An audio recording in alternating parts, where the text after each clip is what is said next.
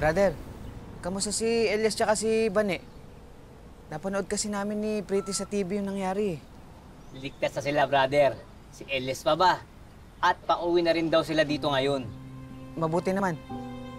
Kami ni Pretty, pauwi na rin kami dyan eh. Oh, ako parang biglaan naman. Akala ko magtatagal kayo dyan. Mabang istorya eh. Tsaka ako na lang ikukwento ko pag nagkita tayo. Sige, malulubat na ako eh. Okay, brother. Sige, salamat. Bye-bye.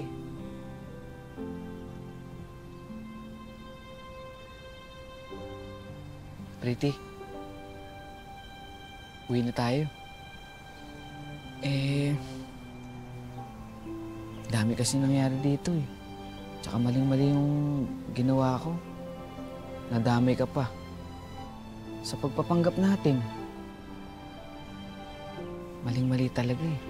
Hindi ako, nakapagpaalam naman ako kay Doc Willie. 2 weeks ako nag-leave.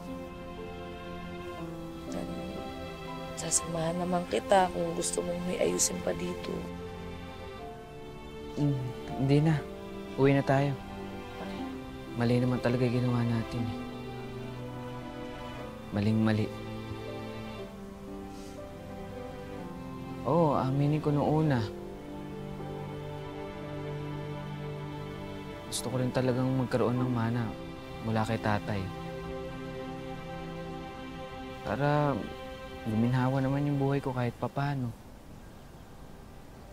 Pero ngayon, wala na akong pakialam sa mana. Ang gusto ko na lang, makasama yung tatay ko.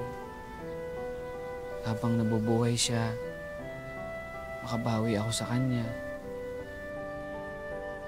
Pero sana, umaba pa yung buhay ni tatay mo.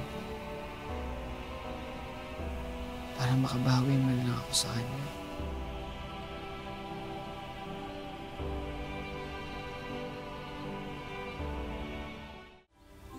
Anak, hindi mo kailangan na umuwi. Samahan mo ako rito habang malakas-lakas pa ako. Tay, kanina ka pa ba rin? Narinig ko ang lahat. At kinausap na rin ako nitong Pretty. Anak, pati ako gusto kong bumawi sa'yo. Marami akong pagkukulang bilang ama mo.